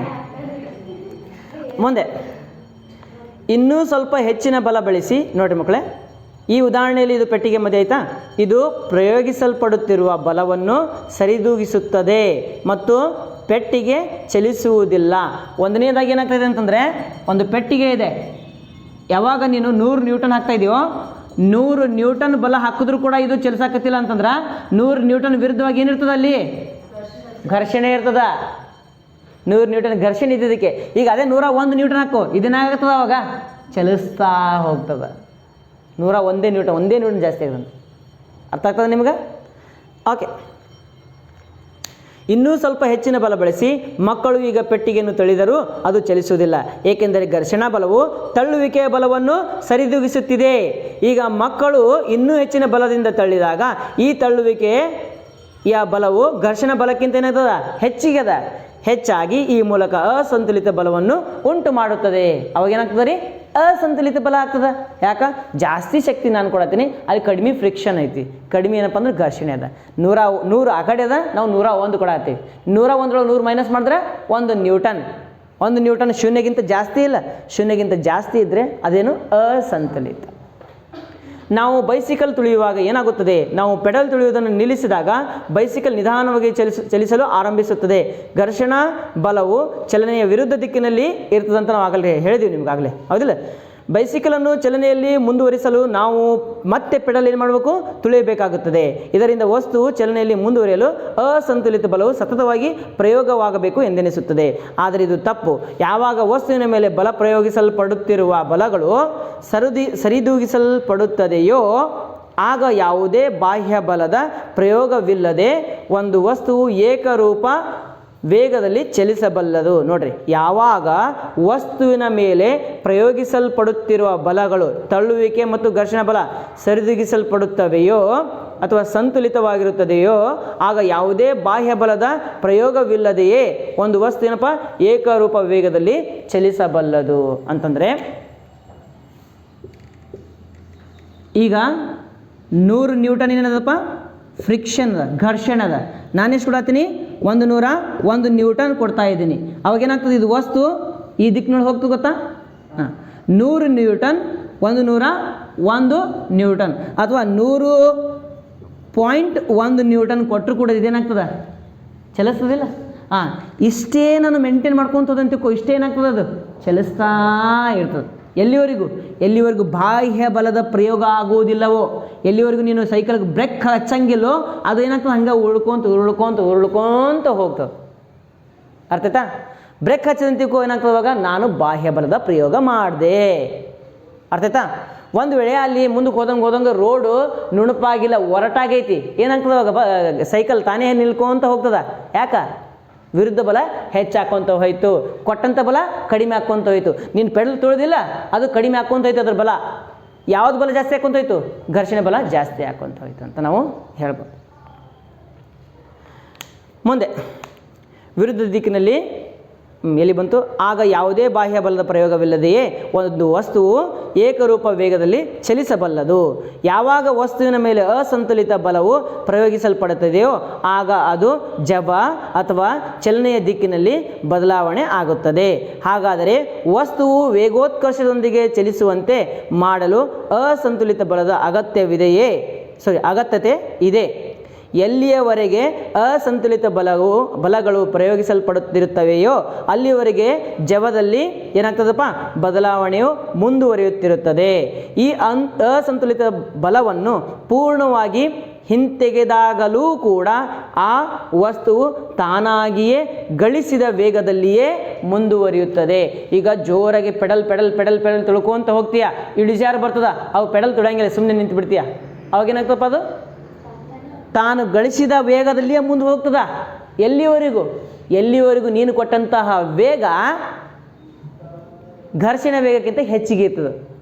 ಘರ್ಷಣೆ ವೇಗಕ್ಕಿಂತ ನೀನು ಕೊಟ್ಟಂತಹ ಘರ್ಷಣೆ ಬಲ, ನೀನು ಕೊಟ್ಟಂತಹ ಬಲಕ್ಕಿಂತ ಘರ್ಷಣೆ ಬಲ ಜಾಸ್ತಿ ಐತೆ ಅಂತಿಕೋ, ಅವಾಗ ಏನಾಗ್ತದೆ? ಅಂತಾನೆ ನಿಂದಿರ್ಕೊಂತ ಹೋಗ್ತದೆ. ಏನು? ಸೈಕಲ್. ಅರ್ಥ ಆಗ್ತದೆ? ಮುಂದೆ ಚಲನೆಯ ಮೊದಲ ನಿಯಮ. ಹೆಡ್ಡಿಂಗ್ ಬರೀರಿ, ಚಲನೆಯ ಮೊದಲ ನಿಯಮ. ಈಗ ನೋಡಬೇಕಾಗಿದ್ದು ನ್ಯೂಟನ್ನ ಚಲನೆಯ ಮೊದಲನೆಯ ನಿಯಮ. ಚಲನೆಯ ಮೊದಲನೇ ನಿಯಮ ಅಂತಂದರೆ ಚಲನೆಯ 3 ನಿಯಮಗಳನ್ನು ಯಾರು ಕೊಟ್ಟಿದ್ದಾರೆ? ನ್ಯೂಟನ್, ಸರ್ ಐಸಾಕ್ ನ್ಯೂಟನ್ ಅವರು ಕೊಟ್ಟಿರ್ತಾರೆ, ಅವರು ಹೇಳಿದ್ದು. ಅವ್ರ ಬಗ್ಗೆ ಮತ್ತೊಂದು ಕಥೆಯನ್ನು ನೋಡ್ಕೊತ ಹೋಗೋಣಂತ. ಮೊದಲು ಪಾಠ ನೋಡೋಣಂತ್ರಿ. ಇಳಿಜಾರುಗಳ ಮೇಲೆ ವಸ್ತುಗಳ ಚಲನೆಯನ್ನು ಗಮನಿಸಿದ ಗೆಲಿಲಿಯೋ ವಸ್ತುಗಳು ತಮ್ಮ ಮೇಲೆ ಯಾವುದೇ ಬಲ ಪ್ರಯೋಗವಾಗದೆ ಹೋದಾಗ ಸ್ಥಿರ ವೇಗದಲ್ಲಿ ಚಲಿಸುತ್ತಿರುತ್ತವೆ ಎಂದು ತೋರಿಸಿಕೊಟ್ಟರು. ನೋಡ್ರಿ ಮಕ್ಕಳೇ, ಇಳಿಜಾರು ಇದೆ. ಏನಿದೆ? ಇಳಿಜಾರು ಇದೆ. ಈ ಇಳಿಜಾರಿನ ಮೇಲೆ ನಾನು ಬಲ ಪ್ರಯೋಗ ಮಾಡೋಂಗಿಲ್ಲ. ಮೊದಲು ಒಂದು ವಸ್ತು ಇದೆ, ಇದ್ರ ಮೇಲೆ ನಾನು ಸುಮ್ಮನೆ ಇಟ್ಟಿದ್ದೀನಿ. ಈಗ ತಡೆ ಒಂದು ಸೆಕೆಂಡ್. ಇದು ಇಳಿಜಾರು ಇಲ್ಲ, ಆದರೂ ಕೂಡ ಏನೈತಪ್ಪ, ಇದು ನಿಂತೈತಾ? ಈಗ ಇಳಿಜಾರು ಮಾಡ್ತೀನಿ ನಾನು. ಇಳಿಜಾರು ಮಾಡಿ ಸುಮ್ಮನೆ ಇಷ್ಟೇ ಬಿಡ್ತೀನಿ ನಾನು. ಏನಾಯ್ತದು? ಬೇತ್ತು. ಈ ಕಡೆ ಬೀಳ್ಬೇಕಾಗಿತ್ತು, ಆ ಕಡೆ ಬೇತ್ತು. ಹೌದಿಲ್ಲ? ಈಗ ಇಳಿಜಾರು ಇದೆ, ನಾನೇನು ಮಾಡ್ತಾಯಿದ್ದೀನಿ, ವಸ್ತು ಸುಮ್ಮನೆ ಬಿಡ್ತಾ ಇದ್ದೀನಿ ಅಷ್ಟೇ. ನಾನು ಬಿಟ್ಟರೂ ಕೂಡ ಏನಾಯ್ತದು? ಉರುಳ್ಕೊಂತ ಹೋಯ್ತು. ಅಂದರೆ ಇಳಿಜಾರು ಅಂತಂದಾಗ ಇದು ಎತ್ತರ ಆಯ್ತಾ? ಎತ್ತರದಿಂದ ಅದಕ್ಕೊಂದು ಶಕ್ತಿಯು ಸಿಕ್ಕಿರ್ತೈತಿ. ಅದಕ್ಕೆ ಪ್ರಚ್ಛನ್ನ ಶಕ್ತಿ ಅಂತ ನಾವು ಕರಿತೀವಿ. ಎತ್ತರದಿಂದ ಸಿಗುವಂಥ ಶಕ್ತಿ ಅಂತೀವಿ ನಾವು ಪ್ರಚ್ಛನ್ನ ಶಕ್ತಿ. ಆ ಪ್ರಚ್ಛನ್ನ ಶಕ್ತಿ ಅಥವಾ ಅದಕ್ಕೆ ನಾವು ಸ್ಟೋರ್ಡ್ ಎನರ್ಜಿ ಅಂತ ಕರಿತೀವಿ. ಅಂದರೆ ಸ್ಟೋರ್ಡ್ ಅಂತಂದ್ರೆ ಶೇಖರಿಸಲ್ಪಟ್ಟಂತಹ ಶಕ್ತಿ. ಆ ಶಕ್ತಿ ಇಟ್ಕೊಂಡು ಏನು ಮಾಡ್ತದೆ? ಉಳ್ಕೊಂತ ಹೋಗ್ತದೆ. ಬಾಹ್ಯ ಬಲದ ಪ್ರಯೋಗವಾಗದಂತೆಯೇ ತಾನೇನಾಗ್ತದೆ? ಅದು ಹೋಗ್ತದೆ ಹೋಗ್ತದೆ ಹೋಗ್ತದೆ ಹೋಗ್ತದೆ. ಎಲ್ಲಿಯವರೆಗೂ ಆ ವಸ್ತುವಿಗೆ ಘರ್ಷಣೆ ಏನಿರ್ತದಲ್ಲ, ಆ ಘರ್ಷಣೆ ವಿರುದ್ಧವಾಗಿ ಆ ಕೊಟ್ಟಂಥ ಬಲ ಇದ್ದಂಥ ಬಲಕ್ಕಿಂತ ಘರ್ಷಣೆ ಹೆಚ್ಚಿಗೆ ಆಗೋದಿಲ್ವೋ ಅಲ್ಲಿ ತನಕ ಉರುಳ್ಕೊಂತ ಹೋಗ್ತದೆ. ಅಂದರೆ ಘರ್ಷಣೆ ಅನ್ನೋದೇನಿಲ್ಲಿ ಬಾಹ್ಯ ಬಲ ಅಂದಾಗೇನ? ಬಾಹ್ಯ ಬಲ ಇದ್ದಂಗೆನಾ? ಘರ್ಷಣೆ ಹೆಚ್ಚಿಗೆ ಆದ್ರೆ ಏನೋ ಹೆಚ್ಚಿದಂಗೆ, ವಿರುದ್ಧ ಬಲ ಹೆಚ್ಚಿಗೆ ಆದಂಗೆ ಚಲನೆ ಏನಾಗ್ತದೆ? ಅವಾಗ ನಿಂತು ಬಿಡ್ತದ. ಅಂದರೆ ಯಾವುದೇ ಒಂದು ಚಲಿಸುತ್ತಿರೋ ವಸ್ತು ಏನಾಗ್ತದ? ಚಲಿಸ್ತಾನೆ ಇರ್ತದ. ಎಲ್ಲಿ ತನಕ? ಘರ್ಷಣೆ ಹೆಚ್ಚಿಗೆ ಆಗಂಗಿಲ್ಲೋ ಅಲ್ಲಿ ತನಕ. ಒಂದನೇದು. ಇಲ್ಲಪ್ಪ, ಯಾರ ಬಂದು ಹಿಂಗೆ ಅಡ್ಡ ಕೈ ಇಟ್ಟರೆ ಅಂತ ತಿಳ್ಕೊ, ಏನಾಗ್ತದೆ? ವಸ್ತು ನಿಂತು ಬಿಡ್ತದೆ. ಅಂದರೆ ಬಾಹ್ಯ ಬಲ ಅಂತಂದ್ರೆ ನಿಲ್ಲಿಸೋದು. ಕೈಯಿಂದ ನಿಲ್ಲಿಸ್ಬೋದು, ಇಲ್ಲ ಘರ್ಷಣೆಯಿಂದ ನಿಲ್ಲಿಸ್ಬೋದು. ಬಾಹ್ಯ ಬಲದ ಪ್ರಯೋಗವಾಗದ ಹೊರತು ಚಲಿಸುತ್ತಿರುವ ವಸ್ತು ಏನಾಗ್ತದ? ಚಲನೆ ಸ್ಥಿತಿಯಲ್ಲಿಯೇ ಇರ್ತದ. ಅರ್ಥ ಆಗ್ತದೆ ನಿಮಗೆ? ಚಲಿಸುತ್ತಿರುವ ವಸ್ತು ಚಲನೆಯ ಸ್ಥಿತಿಯಲ್ಲಿಯೇ ಇರ್ತದ ಎಲ್ಲಿವರೆಗೂ ಬಾಹ್ಯ ಬಲದ ಪ್ರಯೋಗವಾಗುವುದಿಲ್ಲವೋ. ಒಂದೇದು. ಎರಡನೇದೇನಪ್ಪ ಅಂತಂದರೆ, ನಿಶ್ಚಲ ಸ್ಥಿತಿಯಲ್ಲಿರುವ ವಸ್ತು ನಿಶ್ಚಲ ಸ್ಥಿತಿಯಲ್ಲಿಯೇ ಇರ್ತದ ಎಲ್ಲಿಯವರೆಗೂ ಬಾಹ್ಯ ಬಲದ ಪ್ರಯೋಗವಾಗುವುದಿಲ್ಲವೋ ಅದೇ ಸ್ಥಿತಿಯೊಳಗಿರ್ತದ. ಇದೇ ನಿಯಮ. ಅರ್ಥಾಯ್ತಾ? ಇದು ಪ್ರಕೃತಿಯ ನಿಯಮ, ಇದು ಬ್ರಹ್ಮಾಂಡದ ನಿಯಮ, ಇದು ವಿಶ್ವದ ನಿಯಮ. ಈ ನಿಯಮ ಜಗತ್ತಿನ ಪ್ರತಿಯೊಂದು ವಸ್ತುವಿಗೂ ಕೂಡ ಅನ್ವಯ ಆಗ್ತದ. ಹಾಗಾಗಿನೇ ಇದಕ್ಕೆ ಸಾರ್ವತ್ರಿಕ ನಿಯಮ ಅಂತ ನಾವು ಕರಿತೀವಿ. ಸಾರ್ವತ್ರಿಕ ಅಂದ್ರೆ ಸರ್ವಸ್ವಕ್ಕೂ ಇದು ಏನಾಗ್ತದಪ್ಪ? ಅಪ್ಲೈ ಆಗ್ತದ, ಅನ್ವಯ ಆಗ್ತದ. ಯಾವ ನಿಯಮ ಇದು? ನ್ಯೂಟನ್ನ ಚಲನೆಯ 1ನೇ ನಿಯಮ. ಏನು ಹೇಳ್ತದೆ? ಬಾಹ್ಯ ಬಲದ ಪ್ರಯೋಗವಾಗದ ಹೊರತು ಚಲನೆ ಸ್ಥಿತಿಯಲ್ಲಿರುವ ವಸ್ತುವು ಚಲನೆಯ ಸ್ಥಿತಿಯಲ್ಲಿಯೇ ಅಥವಾ ನಿಶ್ಚಲ ಸ್ಥಿತಿಯಲ್ಲಿರುವ ವಸ್ತು ನಿಶ್ಚಲ ಸ್ಥಿತಿಯಲ್ಲಿಯೇ ಇರುತ್ತದೆ. ಇಷ್ಟೇ. ಅರ್ಥ ಆಗ್ತದೆ? ಓದ್ತೀನಿ ನೋಡಿ. ಈಗ ಅವ್ರೇನು ಕೊಟ್ಟರು ಕತೆ? ಬಲದ ಪ್ರಯೋಗವಾಗದೇ ಹೋದಾಗ ಸ್ಥಿರ ವೇಗದಲ್ಲಿ ಚಲಿಸುತ್ತಿರುತ್ತದೆ ಎಂದು ತೋರಿಸಿಕೊಟ್ಟರು. ಹಾಗೆಯೇ ಇಳಿಜಾರಿನಲ್ಲಿ ಗೋಲಿಯನ್ನು ಮೇಲಿನಿಂದ ಕೆಳಕ್ಕೆ ಉರುಳಿ ಬಿಟ್ಟಾಗ ಅದರ ವೇಗವು ಹೆಚ್ಚಾಗುತ್ತಾ ಹೋಗುತ್ತದೆ ಎಂದು ಗಮನಿಸಿದರು. ಮುಂದಿನ ಅಧ್ಯಾಯದಲ್ಲಿ ಗೋಲಿಯು ಗುರುತ್ವದ ಅಸಂತುಲಿತ ಬಲದಿಂದ ಕೆಳಕ್ಕೆ ಬೀಳುತ್ತದೆ ಮತ್ತು ಇಳಿಜಾರಿನ ಮೂಲಕ ಉರುಳುತ್ತಾ ಅದರ ತಳವನ್ನು ತಲುಪುವುದರ ಒಳಗಾಗಿ ನಿರ್ದಿಷ್ಟ ವೇಗವನ್ನು ಪಡೆಯುತ್ತದೆ ಎಂಬುದನ್ನು ಅರಿಯುವಿರಿ. ಈಗ ಇಳಿಜಾರಿನ ಮೇಲೆ ಒಂದು ಗೋಲಿಯನ್ನು ಇಟ್ಟಾಗ ಗೋಲಿ ಏನಾಗ್ತದಪ್ಪ? ಅದು ಜಾರ್ಕೊಂತ ಹೋಗ್ತದ. ಹೆಂಗೆ ಜಾರ್ತದೋ ಹಂಗೆ ಅದರ ಶಕ್ತಿ ಹೆಚ್ಚಾಗ್ತದ, ಅದರಲ್ಲಿರ್ತಕ್ಕಂತಹ ವೇಗ ಹೆಚ್ಚಾಗ್ತದ. ಒಂದು ನಿರ್ದಿಷ್ಟ ವೇಗವನ್ನು ತಲುಪ್ತದ ಅದು. ಆ ನಿರ್ದಿಷ್ಟ ವೇಗವನ್ನು ನಾವು ಮುಂದಿನ ತರಗತಿಯೊಳಗೆ ಅಥವಾ ಮುಂದಿನ ತರಗತಿ ಅಲ್ಲ, ಮುಂದಿನ ಪಾಠದಲ್ಲಿ ಕಲಿತೀವಿ. ಗುರುತ್ವ ಅಂತಕ್ಕಂಥ ಒಂದು ಪಾಠ. ಅರ್ಥ ಆಗ್ತದೆ ನಿಮಗೆ? ಓಕೆ. ನಿರ್ದಿಷ್ಟ ವೇಗವನ್ನು ಪಡೆಯುತ್ತದೆ ಎಂಬುದನ್ನು ಅರಿಯುವಿರಿ. ಅದೇ ಗೋಲಿಯು ಇಳಿಜಾರಿನಲ್ಲಿ ಮೇಲ್ಮುಖವಾಗಿ ಏರಿದಾಗ ಅದರ ವೇಗ ಏನಾಗ್ತದೆ? ಕಡಿಮೆ ಆಗುತ್ತಾ ಹೋಗುತ್ತದೆ. ಯಾಕೆ? ಭೂಮಿಯ ಗುರುತ್ವ ಅದನ್ನು ಎಳಿತಾ ಇರ್ತದೆ. ಅದನ್ನು ಕೂಡ ನಾವು ಮುಂದಿನ ಒಂದು ಅಧ್ಯಾಯದಲ್ಲಿ ನೋಡ್ತೀವಿ. ಹೋಗುತ್ತದೆ ಚಿತ್ರ ಸಮಥಿಂಗ್ ಇವು ಒಂದು ಘರ್ಷಣಾರಹಿತ ಎರಡೂ ಕಡೆ ಓರೆಯಾಗಿರುವ ಇಳಿಜಾರಿನಲ್ಲಿ ಹೇಗೆ ನಿಶ್ಚಲವಾಗಿದೆ ಎಂಬುದನ್ನು ತೋರುತ್ತದೆ. ಗೋಲಿಯನ್ನು ಎಡಭಾಗದಿಂದ ಚಲಿಸಲು ಅವಕಾಶ ನೀಡಿದಾಗ ಅದು ಕೆಳಮುಖವಾಗಿ ಉರುಳುತ್ತಾ ಬಂದು ಅದರ ವಿರುದ್ಧ ದಿಕ್ಕಿನಲ್ಲಿರುವ ಇಳಿಜಾರಿನಲ್ಲಿ ಅದೇ ಎತ್ತರಕ್ಕೆ ಮೇಲ್ಮುಖವಾಗಿ ಪ್ರಾರಂಭದ ಎತ್ತರವನ್ನೇ ತಲುಪುತ್ತದೆ ಎಂದು ಗೆಲಿಲಿಯೋ ಪ್ರತಿಪಾದಿಸಿದರು. ಯಾವಾಗ ಘರ್ಷಣೆ ಇಲ್ಲ ಅಂತಂದರೆ, ಘರ್ಷಣೆ ಇತ್ತು ಅಂತಂದಾಗ ಅದು ಅಷ್ಟೇ ಎತ್ತರವನ್ನು ತಲುಪುವುದಿಲ್ಲ. ಚಿನ್ನು ಏನು ಚಿನ್ನು ಅರ್ಥ ಆಗ್ತಾ ಇದೆ ನಿನಗೆ? ಎರಡು ಇಳಿಜಾರು ತಗೊಳ್ತೀನಿ. ಇದು ನಿಮ್ಮ ಅಜ್ಜನ ಇಳಿಜಾರು, ಇದು ನಿಮ್ಮ ಅಜ್ಜಿಯ ಇಳಿಜಾರು.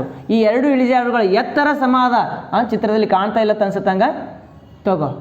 ಈಗ ಸಮಾದ ಅಂತ ತಿಳ್ಕೊಡ್ರಿ. ಎತ್ತರ ಏನಂದ್ರಿ ಸಮಾದ ಅಂತ ನೀವು ತಿಳ್ಕೊಳ್ರಿ ದಯಮಾಡಿ. ಯಾಕಂತಂದ್ರೆ ನಿಮಗೂ ನನಗೆ ಗೊತ್ತೈತದೆ ಎರಡು ಎತ್ತರ ಸಮ ಇಲ್ಲ ಅಂತೇಳಿ. ಮತ್ತು ಇದು ಎತ್ತರ ದೊಡ್ಡದೈತಲ್ಲ, ಇದಕ್ಕೊಂದು ಜರ ದೊಡ್ಡ ಮಾಡೋಣ ಅಂತ.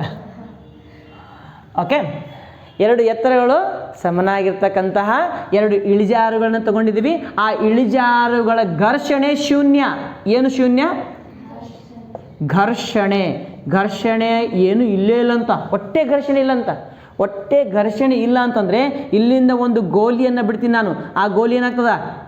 ವೇಗವಾಗಿ ಮುನ್ನುಗ್ಗಿ ಮತ್ತು ಈ ಕಡೆಗೆ ಏನಾಗ್ತದೆ? ಅದು ಏರ್ಕೊಂತ ಹೋಗ್ತದ. ಎಷ್ಟು ಎತ್ತರದಿಂದ ಬಿಟ್ಟಿರುತ್ತೆಯೋ ಅಷ್ಟೇ ಎತ್ತರಕ್ಕೆ ಹೋಗಿ ಮುಟ್ಟುತ್ತದೆ.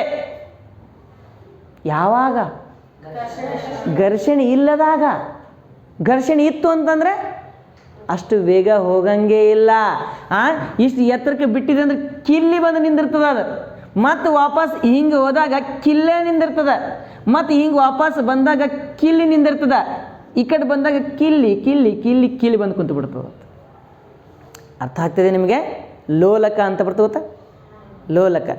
ಒಂದು ಸ್ವಲ್ಪ ನೀನು ಯಾವುದೋ ಒಂದು ಲೋಲಕವನ್ನು ಹಿಂಗೆ ತೆಗೆದು ಹಿಂಗೆ ಬಿಟ್ಟು ಅಂತ ತಿಳ್ಕೊ. ಒಂದು ಈ ಹೋಗ್ಬಿಡ್ತದ, ಹೌದಿಲ್ಲ? ಎಷ್ಟು ಎತ್ತರದಿಂದ ಬಿಟ್ಟಿರ್ತೀಯೋ ಅಷ್ಟೇ ಎತ್ತರಕ್ಕೆ ಹೋಗಿ ಅಲ್ಲಿ ಮುಟ್ಟಂಗಿಲ್ಲ. ಉದಾಹರಣೆಯಾಗಿ ಒಂದು ಲೋಲಕ ತಗೊತೀನಿ. ಇಲ್ಲೇನಪ್ಪ ಅಂದ್ರೆ ಒಬ್ಬ ವ್ಯಕ್ತಿ ನಿಂತಿದ್ದಾನೆ. ಈ ವ್ಯಕ್ತಿಯ ತಲೆ ಇದು. ಈ ಲೋಲಕ 1000 kg ಇದೆ. ಎಷ್ಟು kg ಇದಪ್ಪ ಇದು? 1000 kg. ಈ ವ್ಯಕ್ತಿಗೂ ಲೋಲಕಕ್ಕೂ 100 ಮೀಟರ್ ಅಂತರ ಇದೆ. ಎಷ್ಟು ಮೀಟರ್ ಅಂತರ ಅದ? 100 ಮೀಟರ್ ಅಂತರ ಇದೆ. 100 ಮೀಟರ್. ನಾನೇನು ಮಾಡ್ತೀನಿ ಅಂತಂದರೆ ಎಡಭಾಗಕ್ಕೆ ತೊಗೊತೀನಿ. 100 ಮೀಟರ್ ಎತ್ತರ ತೊಗೊತೀನಿ. ಅದು ಮಗನೇ ಏನು ತೊಗೊತೀನಿ ನಾನು? 100 ಮೀಟರ್ ಎತ್ತರ ತೊಗೊಂಡು ಬಿಟ್ಟು ಬಿಡ್ತೀನಿ. ಈಗ ಈ ಒಂದು 1000 kg ಕಲ್ಲನ್ನು, ಅರ್ಥ ಆಗ್ತದ? ಆ ಕಲ್ಲು ಏನಾಗ್ತದೆ? ಇಲ್ಲಿಂದ ಬಿಟ್ಟೆ ಹಿಂಗೆ ಬಂದು ಇವನಿಗೆ ಬಡಿತದೋ ಬಡಿಯೋದಿಲ್ಲೋ? ಬಡಿತದ? ಬಡಂಗಿಲ್ಲ. ಯಾಕೆ ಬಡಂಗಿಲ್ಲ ಅಂತಂದ್ರೆ ಅದು ಆ ಒಂದು ಲೋಲಕ ಗಾಳಿಯಲ್ಲಿ ಬರುವಾಗ ಗಾಳಿಯಲ್ಲಿನ ಘರ್ಷಣೆ ಇರ್ತದೆ ಗೊತ್ತಾ? ಆ ಗಾಳಿಯಲ್ಲಿನ ಕಣಗಳ ಘರ್ಷಣೆಯಿಂದ ತನ್ನ ವೇಗವನ್ನು ಕಳ್ಕೊತದ. ಸ್ವಲ್ಪ ವೇಗವನ್ನು ಕಳ್ಕೊತದ. ಅಥವಾ ಆ ಸ್ವಲ್ಪ ಕಳ್ಕೊಂಡು ಏನಾಗ್ತಂದ್ರೆ 100 ಮೀಟ್ರ್ ಹೋಗಂಗಿಲ್ಲ, 99.8 ಮೀಟರ್ ಅಷ್ಟೇ ಹೋಗ್ತದೆ. ಅಂದ್ರೆ ಇಲ್ಲಿ ಕುತ್ತಿಗೆಗೆ ಬಂದು ಇಷ್ಟು ಟಚ್ ಆಗಿ ಹೋಗ್ತದೆ ಅಷ್ಟೇ, ತಲೆ ಒಡೆಯಂಗಿಲ್ಲ. ಒಂದು ಅರ್ಥ ಆಗ್ತದೆ? ಜಸ್ಟ್ ಹಿಂಗೆ ಬರ್ತದೆ, ಹಿಂಗೆ ಟಚ್ ಮಾಡಿ ಪಪ್ಪಿ ಕೊಟ್ಟು ಹೋಗ್ಬಿಡ್ತದೆ. ಅರ್ಥ ಆಯ್ತಾ? ಅಂದರೆ ಇಲ್ಲಿ ಘರ್ಷಣೆ ಅದ. ಇದೇ ಕೆಲಸವನ್ನು ನೀನು ನಿರ್ವಾತದಲ್ಲಿ ಮಾಡಿದಿ. ನಿರ್ವಾತ ಅಂತಂದ್ರೆ ಅಂತರಿಕ್ಷ. ಆ ನಿರ್ವಾತದಲ್ಲಿ ಮಾಡಿದೆ ಅಂತಂದ್ರೆ ಅವಾಗ ಸೀದಾ ಹೋಗಿ ಗಲ್ಲಕ್ಕೆ ಬಡ್ದುಬಿಡ್ತದೆ. ಹಂಗೆ ಇಲ್ಲಿ ರಕ್ತ ಬಂದುಬಿಡ್ತದೆ ಅಲ್ಲಿ. ಅರ್ಥ ಆಯ್ತಾ? ಯಾಕೆ? ಅಲ್ಲಿ ವಾತಾವರಣ ಇಲ್ಲ, ಘರ್ಷಣೆ ಆದ. ಇಲ್ಲಿ ಅವನೇನು ತಗೋತಾ ಇದ್ದಾನೆ? ಏನು ತಗೋತಾ ಇದ್ದಾನೆ ಅವನು? ಘರ್ಷಣಾರಹಿತ ಎರಡು ಇಳಿಜಾರುಗಳನ್ನು ತಗೊಂಡಾಗ ಯಾವ ಎತ್ತರದಿಂದ ಬಿಟ್ಟಿರ್ತದೆಯೋ ಅದೇ ಎತ್ತರಕ್ಕೆ ಹೋಗಿ ತಲುಪ್ತದ. ಆದರೆ ಅಂಥ ಘರ್ಷಣಾರಹಿತ ವಸ್ತುಗಳದವನು ಭೂಮಿ ಮೇಲೆ ಘರ್ಷಣಾರಹಿತ ವಸ್ತುಗಳು ಸಿಗ್ಬೋದಾ ನಿನಗೆ? ಎರಡು ವಸ್ತುಗಳನ್ನ ಒಂದರ ಮೇಲೆ ಒಂದು ಹಾಕದಂತ ತಿಳ್ಕೊ, ಘರ್ಷಣೆ ಇಲ್ಲದಂಗೆ ಹೋಗ್ತದನು? ಇಲ್ಲ, ಘರ್ಷಣೆ ಇದ್ದೇ ಇರ್ತದೆ. ಸ್ವಲ್ಪ ಪ್ರಮಾಣದಲ್ಲಾದರೂ ಘರ್ಷಣೆ ಇರ್ತದೆ. ವೇಗ ಕಡಿಮೆಯಾಗುತ್ತಾ ಹೋಗುತ್ತದೆ. ಒಂದು ಘರ್ಷಣಾರಹಿತ ಎರಡೂ ಕಡೆ ಓರೆಯಾಗಿರುವ ಇಳಿಜಾರಿನಲ್ಲಿ ಹೇಗೆ ನಿಶ್ಚಲವಾಗಿದೆ ಎಂಬುದನ್ನು ತೋರಿಸುತ್ತದೆ. ಗೋಲಿಯನ್ನು ಎಡಭಾಗದಿಂದ ಚಲಿಸಲು ಅವಕಾಶ ನೀಡಿದಾಗ ಅದು ಕೆಳಮುಖವಾಗಿ ಉರುಳುತ್ತಾ ಬಂದು ಅದರ ವಿರುದ್ಧವಿರುವ ಇಳಿಜಾರಿನಲ್ಲಿ ಅದೇ ಎತ್ತರಕ್ಕೆ ಮೇಲ್ಮುಖವಾಗಿ ಪ್ರಾರಂಭದ ಎತ್ತರವನ್ನೇ ತಲುಪುತ್ತದೆ ಎಂದು ಗ್ಯಾಲಿಲಿಯೋ ಅವರು ಪ್ರತಿಪಾದಿಸಿದರು, ಹೇಳಿದರು, ಮಂಡಿಸಿದರು ಅಂತ ನಾವು ಹೇಳ್ತೀವಿ. ಪ್ರತಿಪಾದನೆ ಮಾಡೋದೇನು, ಅದನ್ನು ನಾವು ಪ್ರಯೋಗ ಮೂಲಕ ಮಾಡೋಕ್ಕೆ ಆಗಂಗಿಲ್ಲ. ಆವಾಗಿನ ಕಾಲಕ್ಕೆ ಈಗ ಮಾಡಬಹುದು. ಗ್ಯಾಲಿಲಿಯೋ ಕಾಲಕ್ಕೆ ಆ ಉಪಕರಣಗಳು ಇರಲಿಲ್ಲ. ಪ್ರತಿಪಾದನೆ ಅಂತ ನಾವು ಹೇಳ್ತೀವಿ. ಪ್ರಯೋಗದ ಮೂಲಕ ಮಾಡೋದು, ಪ್ರಯೋಗದ ಮೂಲಕ ಮಾಡಿ ತೋರಿಸ್ಬೇಕು. ಇದು ಮಾಡಿ ತೋರ್ಸೋಕ್ಕಾಗಲ್ಲ. ಗ್ಯಾಲಿಲಿಯೋಗ ಈಗಿನ ವಿಜ್ಞಾನಿಗಳು ಮಾಡ್ಬೋದು. ಹೆಂಗೆ, ಒಂದು ನಿರ್ವಾತ ಪ್ರದೇಶ ತಗೊಂಡು ಆ ನಿರ್ವಾತ ಪ್ರದೇಶದಲ್ಲಿ ಈ ಒಂದು ವರ್ಕ್ ಮಾಡ್ಬೋದು. ಎರಡೂ ಬದಿಗಳ ಇಳಿಜಾರು ಒಂದೇ ಇದ್ದಾಗ ಎಡಗಡೆ ಇಳಿಜಾರಿನ ಯಾವ ಎತ್ತರದಿಂದ ಕೆಳಗೆ ಉರುಳುತ್ತದೆಯೋ ಬಲಗಡೆ ಇಳಿಜಾರಿನ ಅದೇ ಎತ್ತರಕ್ಕೆ ಗೋಲಿ ಮೇಲ್ಮುಖವಾಗಿ ಏರುತ್ತಾ ಹೋಗುತ್ತದೆ. ಬಲಗಡೆಯ ಇಳಿಜಾರು ಕೋನವನ್ನು ಕ್ರಮೇಣವಾಗಿ ಕಡಿಮೆ ಮಾಡುತ್ತಾ ಹೋದಂತೆ ಎಡಬದಿ ಇಳಿಜಾರಿನಿಂದ ಹೊರಟ ಗೋಲಿ ತನ್ನ ಮೂಲ ಎತ್ತರವನ್ನು ತಲುಪುವ ನಿಟ್ಟಿನಲ್ಲಿ ಬಲ ಇಳಿಜಾರಿನ ಮೇಲೆ ಹೆಚ್ಚೆಚ್ಚು ದೂರವನ್ನು ಕ್ರಮಿಸುತ್ತಾ ಹೋಗುತ್ತದೆ. ಹೌದಿಲ್ಲ? ಈಗ ನಾವೇನು ಮಾಡ್ತಿದ್ವಿ, ಇಳಿಜಾರನ್ನ ಹೆಚ್ಚಿಗೆ ಮಾಡ್ಕೊತ ಹೊರಟಿದ್ದೀವಿ. ಅದು ಇನ್ನೂ ಏನಾಗ್ತದ, ಅದರ ಎತ್ತರ ಹೆಚ್ಚಿ ಹಾಕೊಂತ ಹೊಂಟೈತಿ. ಈಗ ಇದು ಎತ್ತರ ಎಷ್ಟೇ ಐತಿ, ಈಗ ಇಷ್ಟು ಉದ್ದಕ್ಕೆ ಮಾಡ್ತೀನಿ ನಾನು. ಅದೇನಾಗ್ತದಪ್ಪ, ಹಿಂಗೆ ಬಡ್ದು ಇಲ್ಲಿ ಹೋಗಿ ಬಂದು ಇಲ್ಲಿ ಮುಟ್ಕೊಂತು ಬೀಳಂಗಿಲ್ಲ. ಯಾಕಂದ್ರೆ ಇದು ಇಲ್ಲ, ಏನಿಲ್ಲ ಅಂತಾರೆ, ಘರ್ಷಣೆ ಇಲ್ಲ. ಹಿಂಗೆ ಹೋದಾಗ ಇಲ್ಲಿ ತನಕ ಬರ್ತೈತೆ. ಕೊಟ್ಟಿದ್ದಾರೆ ಪುಸ್ತಕದಲ್ಲಿ, ಕೊಟ್ಟಿದ್ದಾರಲ್ಲ. ಆ ಎತ್ತರಕ್ಕೆ ಹೋಗಿ ಮತ್ತೆ ಬರ್ತದೆ ವಾಪಸ್, ಮತ್ತೆ ಇಲ್ಲಿ ಹೋಗ್ತದೆ. ಯಾಕೆ, ಘರ್ಷಣ ರಹಿತ ಬಲ ಅದು. ಇಲ್ಲಿ ಘರ್ಷಣ ರಹಿತ ಬಲ ಅದು. ಕೋನವನ್ನು ಕ್ರಮೇಣವಾಗಿ ಕಡಿಮೆ ಮಾಡುತ್ತಾ ಹೋದಂತೆ ಆಯಿತಾ, ಬಲಬದಿಯ ಇಳಿಜಾರನ್ನು ಪೂರ್ಣವಾಗಿ ಸಮತಲಗೊಳಿಸಿದಾಗ, ಈ ಬಲಬದಿ ಅದಲ್ಲ, ಈ ಪೂರ್ಣವಾಗಿ ಸಮತಲಗೊಳಿಸ್ತೀನಿ ನಾನು. ಅವಾಗೇನತ್ತದ, ಬಿಟ್ಟಂಥ ಗೋಲಿ ಹಿಂಗೆ ಬಂದು ಸೀದಾ ಹಿಂಗೆ ಹೋಗ್ತದ, ಹೋಗಲ್ಲ? ಎಲ್ಲಿ ತನಕ ಹೋಗ್ತದ? ಅನಂತದವರೆಗೂ. ಎಲ್ಲಿ ತನಕ ಹೋಗ್ತದ? ಅನಂತದವರೆಗೂ. ಯಾಕೆ, ಅದಕ್ಕೆ ತಡೆಯುವಂಥ ಶಕ್ತಿನೇ ಇಲ್ಲ. ತಡೆಯುವಂಥ ಶಕ್ತಿನೇ ಇಲ್ಲ. ಸರಿ, ಇಲ್ಲಿ ಇಲ್ಲಿ ಇಲ್ಲಿ ಗುರುತ್ವ ಐತ್ರಿ, ಅದಕ್ಕೆ ಅಲ್ಲಿ ಮ್ಯಾಗ ಹೋಗಿ ನಿಂತಿರ್ತದು. ಇಲ್ಲಿ ಗುರುತ್ವ ಐತೆ, ಅದಕ್ಕೆ ಮ್ಯಾಗ ಹೋಗಿ ಗುರುತ್ವ ಎಳಿತಾ ಇರ್ತಿತ್ತು, ಅದಕ್ಕೆ ಹೋಗಿ ನಿಂತು ಬಿಡ್ತಿತ್ತು. ಇಲ್ಲಿ ಗುರುತ್ವ ಎಳಕ್ಕೆ ಇಲ್ಲೇ ಇಲ್ಲ. ಗುರುತ್ವ ಏನಾಗದ, ಶೂನ್ಯ ಆಗ್ಯದ. ಹಂಗೆ ಮುಂದಕ್ಕೆ ಹೋಗ್ತದೆ. ಮುಂದೆ ಗೋಲಿಯು ತಾನು ಹೊರಟ ಮೂಲ ಎತ್ತರವನ್ನು ತಲುಪುವ ನಿಟ್ಟಿನಲ್ಲಿ ಉರುಳುವುದನ್ನು ಮುಂದುವರಿಸುತ್ತಲೇ ಹೋಗುತ್ತದೆ. ಹೇಳಿದ್ನಿಲ್ಲ?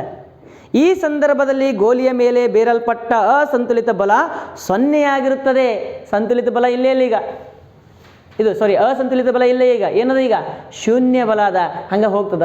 ಯಾಕೆ, ಪಡ್ಕೊಂಡೈತದ ಬಲ. ಫಸ್ಟಿಗೆ ಪಡ್ಕೊಂಡದ ವೇಗದಿಂದಲೇ ಮುಂದಕ್ಕೆ ಹೋಗ್ತದೆ. ಹಂಗೆ ನೀ ಎತ್ತರದಿಂದ ಬಿಟ್ಟಿರ್ತಿಲ್ಲ, ಆ ಎತ್ತರದ ವೇಗದಿಂದಲೇ ಮುಂದಕ್ಕೆ ಹೋಗ್ತದೆ. ಎಲ್ಲಿ ತನಕ? ಬಾಹ್ಯ ಬಲದ ಪ್ರಯೋಗವಾಗುವುದಿಲ್ಲ ಅಲ್ಲಿ ತನಕ. ಆದುದರಿಂದ ನಮಗೆ ಗೋಲಿಯ ಚಲನೆಯನ್ನು ಬದಲಾಯಿಸಲು ಒಂದು ಏನು ಬೇಕು? ಬಾಹ್ಯ ಬಲ ಬೇಕೇ ಬೇಕು. ಹೊಂಟೈತಿ ನೋಡ್ರಿ ಮಕ್ಕಳೇ, ಇಷ್ಟು ಎತ್ತರಕ್ಕೆ ಬಿಟ್ಟಿದಿಲ್ಲ, ಆ ಶಕ್ತಿ ತಗೊಂಡು ಬ್ರರ್ ಅಂತ ಹೊಂಟ್ಬಿಟ್ಟದ. ಹಂಗೆ ಎಲ್ಲಿ ತನಕ ಹೋಗ್ತದ, ಅದಕ್ಕೆ ನಿಲ್ಲಿಸ್ಬೇಕು ನೀನು. ನಿಮ್ಮ ಮುತ್ತೆ ಮನಗಿಸ್ಬಿಡು, ಮುಂದೆ ನಿಂತು ಬಿಡ್ತದೆ ತಾನೇ. ಹೌದಿಲ್ಲ? ಓಕೆ, ಹಂಗೆ ಮಾಡಿ ಗಿಡಿ ಮತ್ತೆ ಪರಿ ಹಂಗೆ ಮಾಡ್ಬಾರ್ದವ, ಚಲೋ ಅದ. ಸುಮ್ಮ ಅಂದಿರ್ತೀನಿ, ಹಂಗೆ ಜೋಕ್ ಮಾಡ್ತಿರ್ತೀನಿ. ಒಂದು ಅಸಂತುಲಿತ ಅಥವಾ ಬಾಹ್ಯ ಬಲದ ಅಗತ್ಯತೆ ಇರುತ್ತದೆ ಮತ್ತು ಏಕರೂಪ ಚಲನೆಯನ್ನು ಮುಂದುವರಿಸಲು ಅದು ಹಾಗೆ ಚಲನೆ ಮುಂದುವರಿಸ್ಬೇಕಪ್ಪ. ಇಲ್ಲಿ ನೋಡಪ್ಪಿ, ಇದು ನಿಂದಿಸ್ಬೇಕಂದ್ರೆ ನಿಮ್ಮ ಮುತ್ತೆ ಮುನಗಿಸ್ದಿ. ಇದು ಹಂಗೆ ಹೋಗ್ಬೇಕಂತಂದ್ರೆ ನಿಮ್ಮ ಆಯಿ ಬಂದು ಹತ್ತಿಸ್ತೇನೆ ಇಲ್ಲ. ಅದಕ್ಕೆ ಯಾರ ಶಕ್ತಿನೂ ಬೇಡ. ಹೌದಿಲ್ಲ? ಯಾರ ಶಕ್ತಿನೂ ಬೇಡ. ಯಾಕಂದ್ರೆ ಒಂದು ಶಕ್ತಿ ಪಡ್ಕೊಂಡಿತ್ತಲ್ಲ, ಅದೇ ಪಡ್ಕೊಂಡಂಥ ವೇಗದಿಂದ ಹೊಂಟ್ಬಿಟ್ಟೈತದ. ಎಲ್ಲಿ ತನಕ? ಅನಂತದವರೆಗೆ. ಹೋಗಬೇಕಂದ್ರೆ ಏನಾದರೂ ಶಕ್ತಿ ಬೇಕನ್ನೋದು ಇಲ್ಲ. ನಿಲ್ಲಬೇಕಾದ್ರೆ ಬಾಹ್ಯ ಬಲದ ಪ್ರಯೋಗ ಬೇಕೇ ಬೇಕು. ಅಂದರೆ ಚಲಿಸುತ್ತಿರುವ ವಸ್ತುವನ್ನು ನಿಶ್ಚಲ ಸ್ಥಿತಿಗೆ ತರಬೇಕಾದ್ರೆ ಏನು ಬೇಕು? ಬಾಹ್ಯ ಬಲದ ಪ್ರಯೋಗ ಬೇಕೇ ಬೇಕು.